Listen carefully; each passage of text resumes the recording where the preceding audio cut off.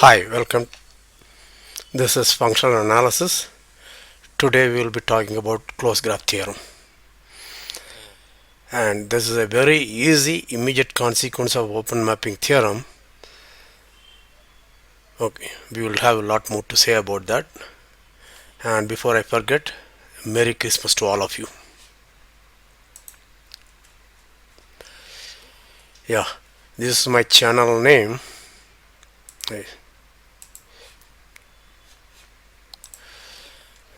Yeah, this is my channel name. And if you want to correspond, okay, send anything, comments, corrections, and requests, please send to kumaresa.zoom@gmail.com.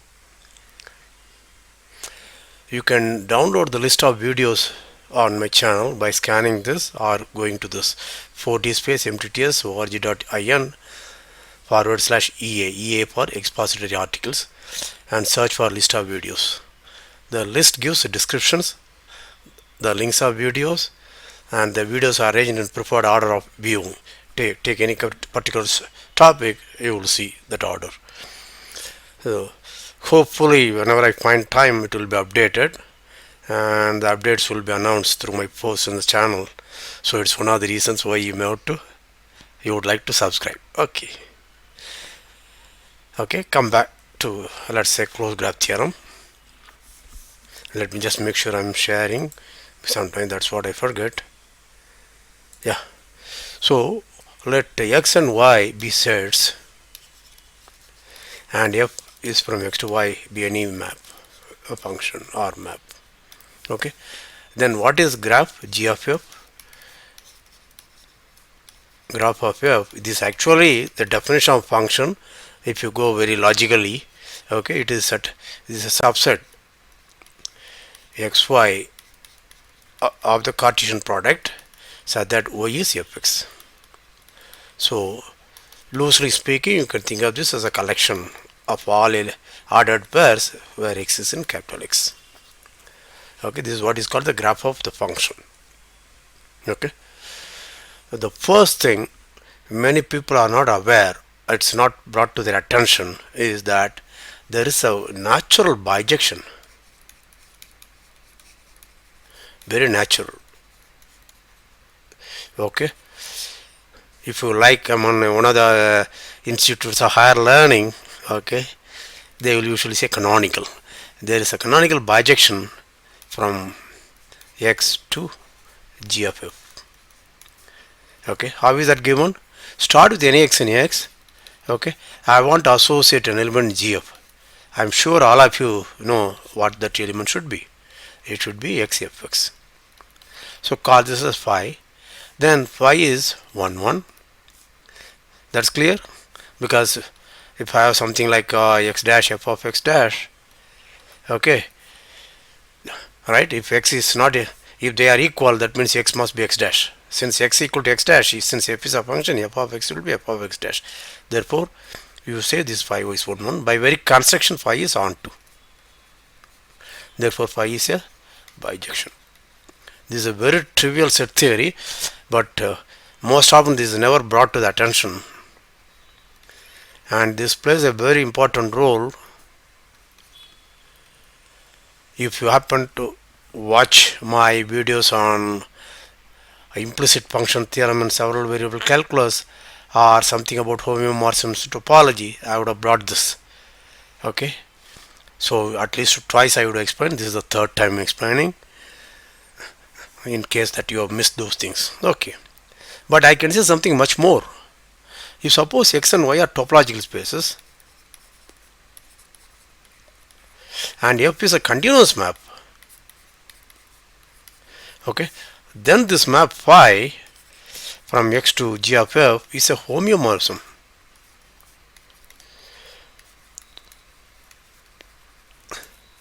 Okay, now you see, unlike many teachers, I don't immediately start with the closed graph definition and prove it. That's less than 10 minutes job. Okay, this is what I like. Whenever you go to understand something, dig around, look around, enjoy, and that will give you depth. Okay, and also since you take it very slow, the assimilation will be better as like food. Okay, Why this is? First notice that what is the map? So the map first G of f is a subset of x cross y. So what is the topology here? So here we have the product topology, and here we have the subspace topology on GF, right? Keep that in mind. Therefore continuity is with respect to the given topology on x and the subspace topology on GF inherited from the product topology on x cross y. So is this continuous? That is very clear, because what is phi of x? Phi of x is x comma fx, right? Now remember, okay, the universal mapping property of product topology says if I have a function f from x to y1 cross y2 with product topology, and if I write f of x equal to f1 of x and f2 of x, then f is continuous if only if f1 from x to y1 and f2 from x to y2 are continuous. Okay, recall this. If necessary, just pause, review, proceed.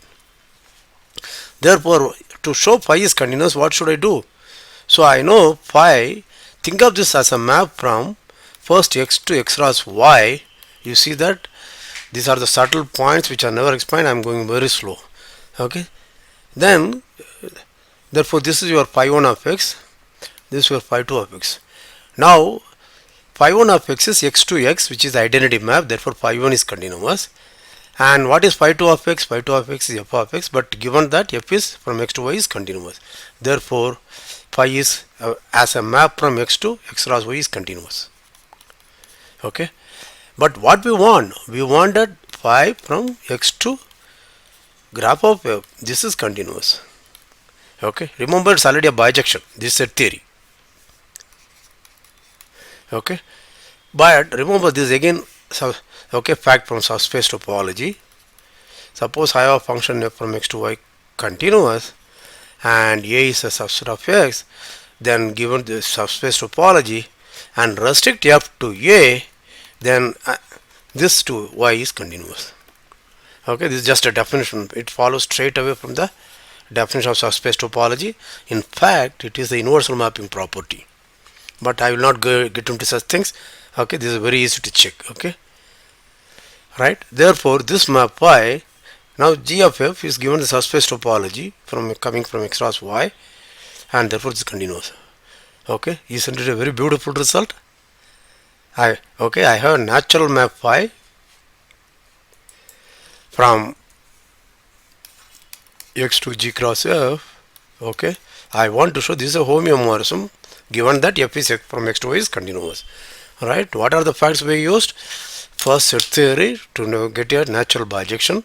Second, we needed some fact from product topology, and we also needed a fact from subspace topology. Learn this proof well.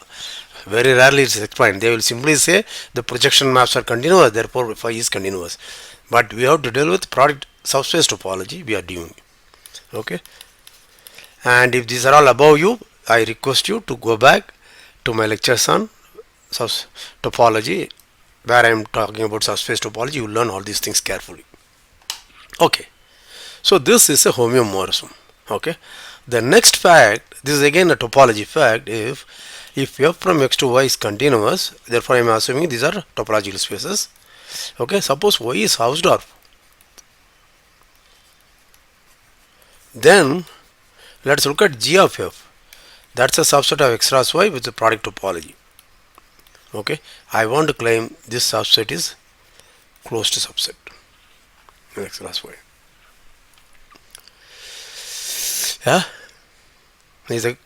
okay, so this is just an observation. Okay, whenever I have a continuous map from x to y, provided the codomain is Hausdoff space, then the graph is a closed subset.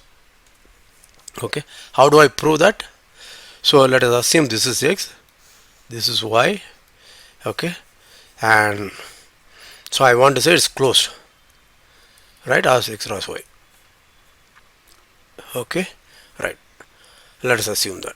So how do I prove closed sets? Again, let us recall, all of you by now, I am always talk about adherent points. So A is closed in x, if and only if every adherent point of A lies in A. That is, if U is a neighborhood of X, and then U intersection A should be non-empty. For every such U, then I call it an adherent point. So A is closed if and only if this is. Again, please learn these things from my topology course. We had already used it in open mapping theorem, etc. also. Okay, so that's the only thing is because unfortunately the textbooks and teachers emphasize only what they call limit points, which in my opinion is a cluster and accumulation point. Okay, and so I hope to kind of wean you guys away from that, and to deal with closure, closed sets, etc. Adherent point is the easiest, and that's more than enough throughout your life. Okay, right, come back. So I want to say this is closed. So let us start with a point xy in x cross y. Suppose this is an adherent point of graph of u. Then what is that I have to prove? I have to prove xy belong to graph of f. What does that mean? This happens if and only if y is f of x. Clear? So keep that idea clear now. Right? Alright. Now suppose not. Suppose y is not equal to f x. Right? Where do they live? They live in y. What is y? It is Hausdoff. Right? Therefore I can find open set B and W such that B intersection W is empty, and let us say y belong to V and fx belong to W. Right? Okay. Now concentrate on V. Okay. Concentrate on V. Right? Now V is a neighborhood of this, and f is continuous function from x to y. Therefore f inverse of V, call it U, is an open set containing maybe W, sorry. Okay, right, maybe I will call this as V, this as fx, this as y. Okay, fx belong to V. See, so that I won't get confused. Okay, so f inverse of V is U and x is this, and since f is continuous, this is an open set containing x. Is that okay? Right.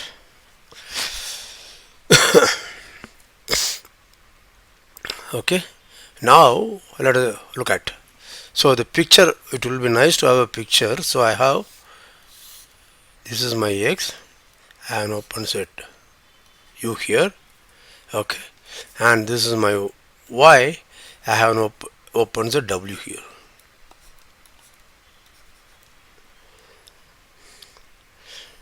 Okay, now let's look at. So is that clear to all of you? So I have to arrive at a contradiction. What is that I have to arrive at a contradiction? Let us look at this neighborhood U cross V. Okay, this is a neighborhood of x cross y, U cross W. Right? X belong to U, y belong to W. Right? Since this is an open set according to product topology, this is open in the product topology x cross y. Right? Since this is an adherent point of graph of f, there exists some x dash f of x dash, which is in U cross W intersected with graph of f. Okay, that is already graph of f. That's okay. It is in U cross W. Do all of you agree with that? Okay. Now what does this mean? This means x dash belong to U. This is my x dash. Okay, that belongs to U. But remember, what is U? U is f inverse of V. Therefore, where does f of x dash belong to? F of x dash belong to V. You follow that? Yeah? Now, what is the contradiction? The contradiction is, therefore I have got, okay, whatever point I take, okay, if this is an adherent point, it should contain, right? This belongs to u cross v, right? But then for each x dash, f of x dash must be in v, but this says f of x dash is in w, but we know v intersection w is empty, a contradiction. Are you following? There exists a point x dash f of x dash which is common to this, therefore x dash f of x dash belong to u cross w. That means x dash is in u, f of x dash in w. Remember, by definition of u, f of x dash must be in v by a construction v and w are disjoint. This contradiction shows, okay, our assumption y is not equal to fx is wrong. Therefore, what have we concluded? Therefore, graph of f is closed in x cross y. Okay, pause, review, proceed. See, believe me, this kind of thing is never required for closed graph theorem. Okay, but just enjoy. You will also learn a lot of analysis, a lot of topology. See, mathematics is a whole. It's not just isolated. Okay, only compartments. Okay, and once you have this kind of holistic approach, you will begin to enjoy mathematics very well. Okay, come back. Now you can ask the converse. Okay, if the graph of f is closed, okay, assume x, y is Hausdoff, etc. Does it imply continuity of f? But that's not true. I will just give a counter example. It's very easy. Look at f from, let's say, okay, even r to r, so that f of x equal to 1 by x if x is not equal to 0 and f of 0 equal to 0. So you have this picture, okay, and this, okay, then graph is closed, but the function is f is not continuous. Okay, you can check it. I don't want to spend time. Now that is where the closed graph theorem is something very interesting. Now you will understand the significance of closed graph theorem. So what does it say? It says assume x and y are Banach spaces and t from x to y is linear. You see that? I am not assuming continuity or boundedness as you bound a linear map. I am not saying that. Okay, if the graph of t is closed, then t is continuous or same as it's a bounded linear map.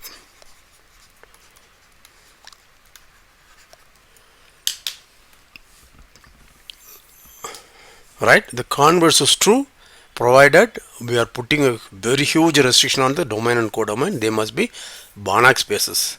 And next thing is the map should not be any map, it should be a linear map. Then it is true.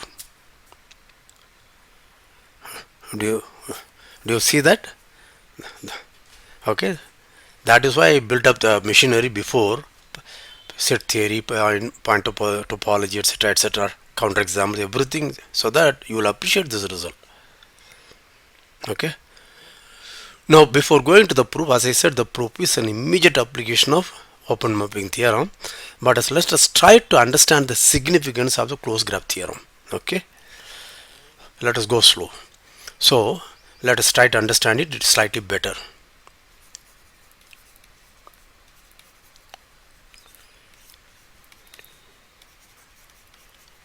Suppose x and y are metric spaces.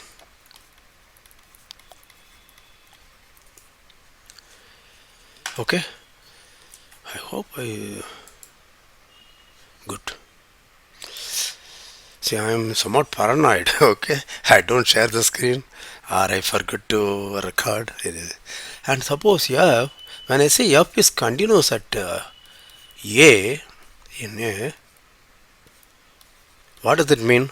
That means give me any sequence in x so that xn converges to a, fxn converges to fa. right? So those of you again who followed my lectures on metric spaces will understand. Now if f is not continuous at a, what are the things that can go wrong? First, the sequence f of xn may not even converge. Next, it may converge but to a different limit.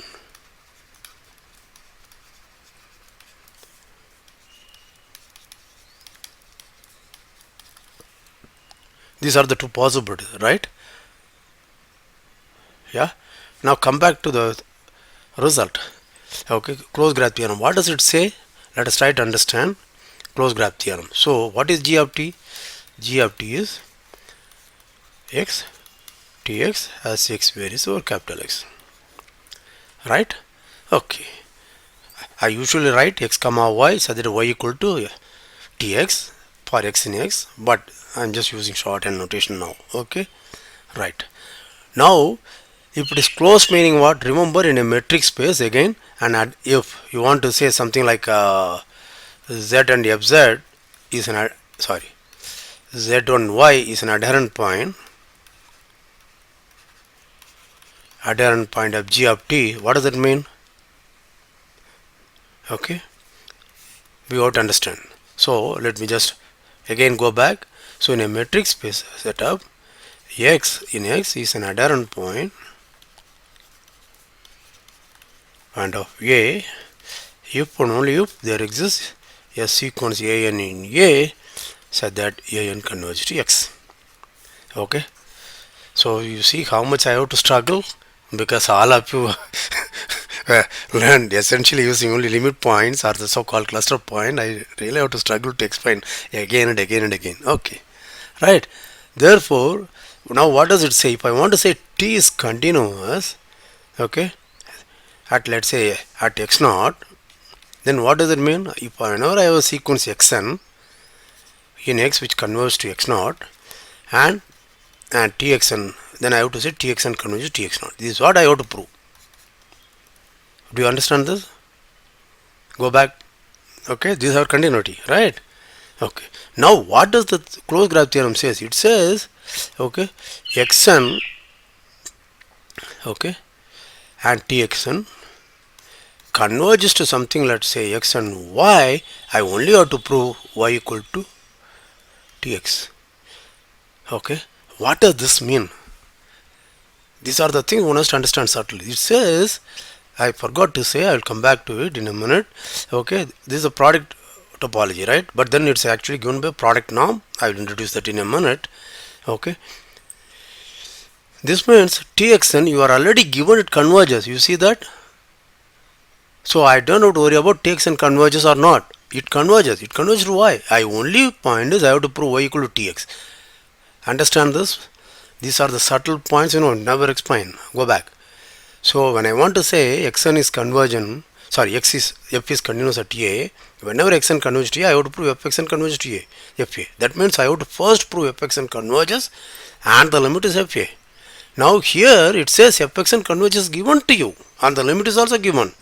Say y. Then I have to say y is ta. Do you follow that? Please appreciate this kind of thing. Okay. Now we have a product norm which induces a product topology on x cross y. Okay, what is that? That is norm of x y. We can define to be either norm x plus norm y. I usually prefer maximum of norm x and norm y. Okay, this is a norm on x cross y.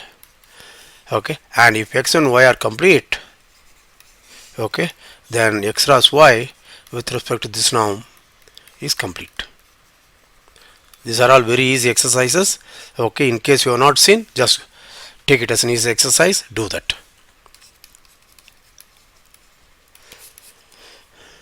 Okay, remember this is akin to what we did in R2. Okay, R2xy, I can have the max norm,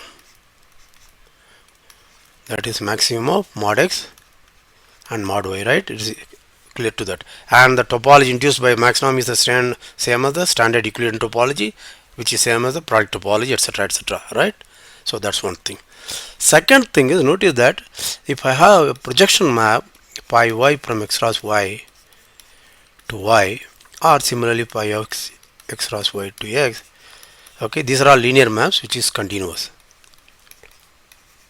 Continuous is clear because, okay, for example, pi y of xy equal to y, therefore norm of that is norm of this, but that's less than equal to maximum of norm x into norm y, and similarly other one, right? This is clear, right? Therefore, when I say gt is closed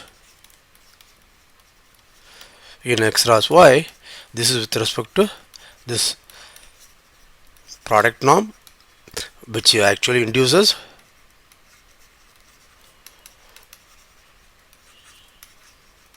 product topology. Is that clear to you? So pause, review, proceed.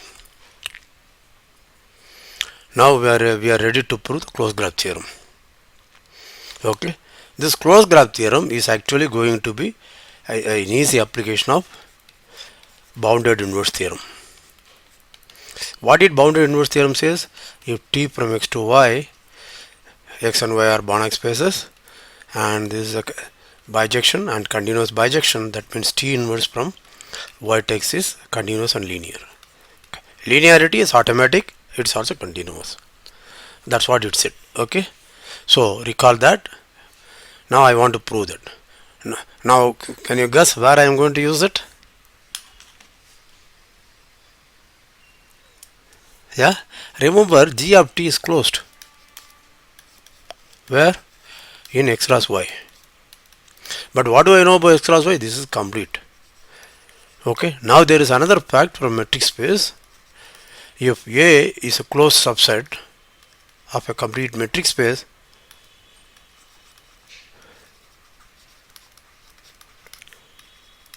then A is also complete. A is closed in X and also complete.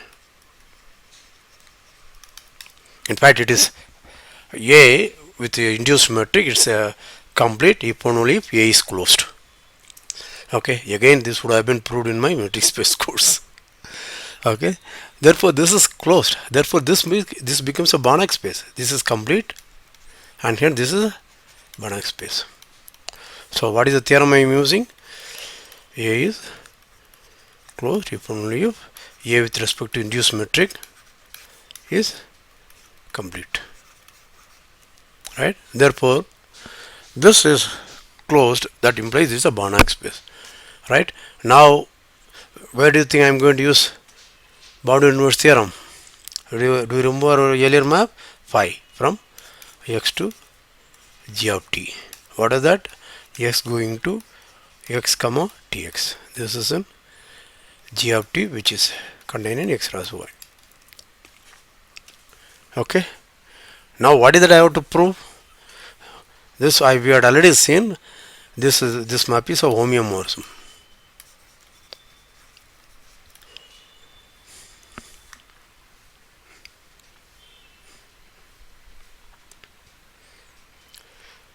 Yeah, x is from x to this I know is a, let's say it's a continuous bijection to start with. Continuous bijection. Why it is continuous? Because the projection map, the first, right, phi of x equal to phi 1 of x, phi 2 of x, then phi 1 of x is x going to x, phi 2 of x is tx. Okay, right. Yeah, so this is just a, this is not a continuous bijection. I'm sorry, because I do not know t is, I'm sorry, I do not know. We want to prove continuity, right? We want to prove continuity of t, so I can't use that. So let us look at this map. Okay, you see that this is the advantage of getting confused and coming out the proof. Now let's look at the phi inverse map. Phi inverse map is, Okay, call it A. The map A is x t of x going to x.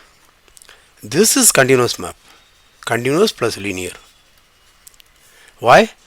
Because A of x comma tx, norm of this is going to be norm of x, but that's less than or equal to maximum norm of x into norm of tx. Right? This is the product norm on the graph, which, right? And therefore this is continuous and bilinear, and of course is 1 1 and onto is clear. 1 1 is also clear, because if x1 tx1 and x2 tx2, if they go tx1 tx2, since t is a function, tx1 will be tx2, right? So this is a bijection. Now this is a Banach space and this is a Banach space, okay, and this phi map, okay, is continuous, right? Continuous bijection. Therefore by boundary inverse theorem, phi inverse from x to gt is also continuous.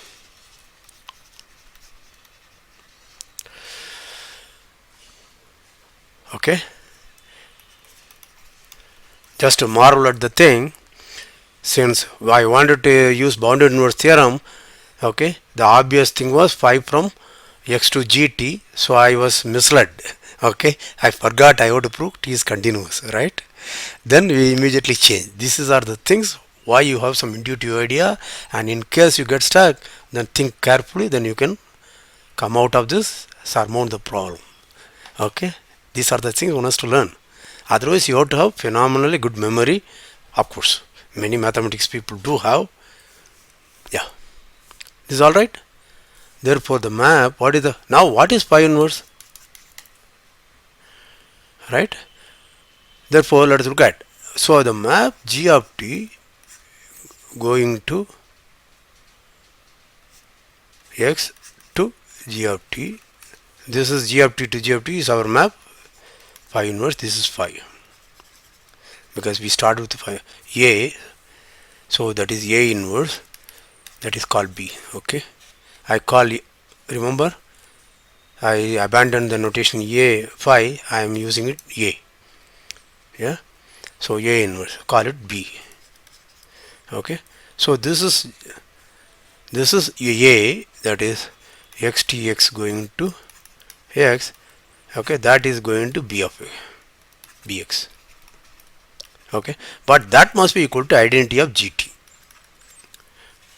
right? So let us try to compute. Therefore b composite a of x tx equal to b of a of x tx. But what is a of x tx? That is x, therefore b of x. Therefore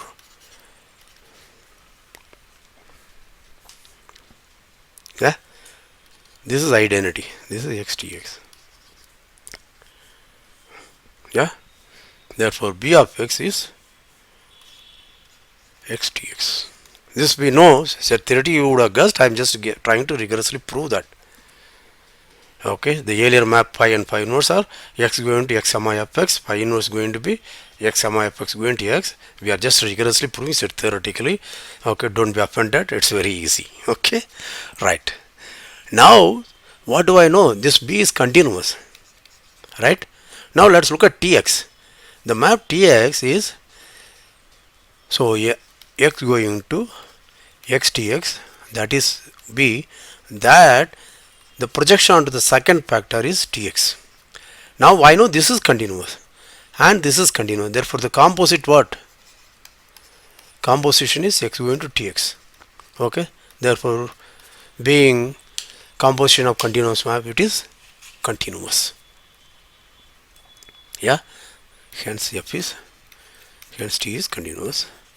So CGT proved.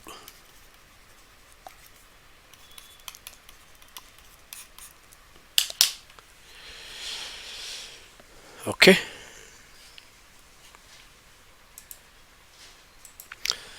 so you can appreciate the proof is extremely easy.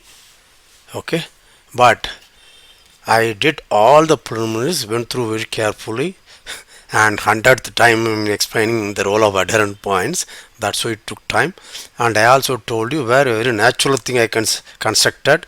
Okay, namely x going to gt. That's not the correct map. We have to look at the inverse map. That is what we know is continuous. See, these are the things one has to learn, right? Okay. Next, there is one important thing before I sign off. I want to bring this attention. This theorem, closed graph theorem, is not very much appreciated by functional analysts per se. Okay, there is only one result. Okay, theoretical result. That is, if you work with very abstract thing like x be a Banach space, y be a Banach space, t be x to y. Okay, then I want to prove continuity. You understand? I will not use closed graph theorem very rarely. Then where is it used? Why is the theorem is important? Only people work in analysis like differential equations, okay, partial differential equations or harmonic analysis, this kind of thing where functional analysis is needed, they will need this closed graph theorem to prove the linear map which they are considering is continuous. Why it is important?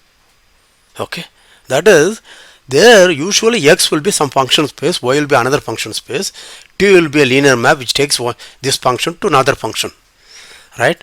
Then when you want to use the closed graph theorem, what all you have to use? Okay, if x y, okay, you have to prove if x and tx and converge to x comma y, then y equal to tx, then what you will do is xn will be a sequence of functions in the function space x. Okay, then you can use analysis corresponding to such function. Maybe they are continuous functions or holomorphic functions or LP functions or sequences, okay, of certain type.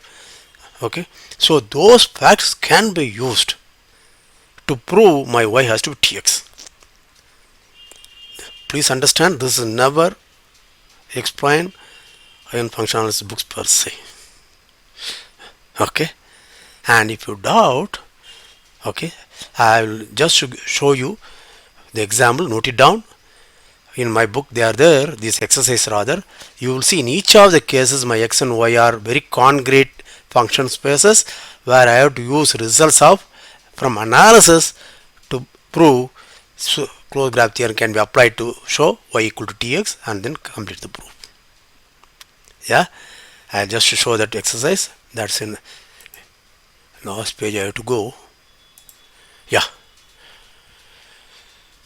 2.5.16, 2.5.17, 2.5.19 to 2.5.23.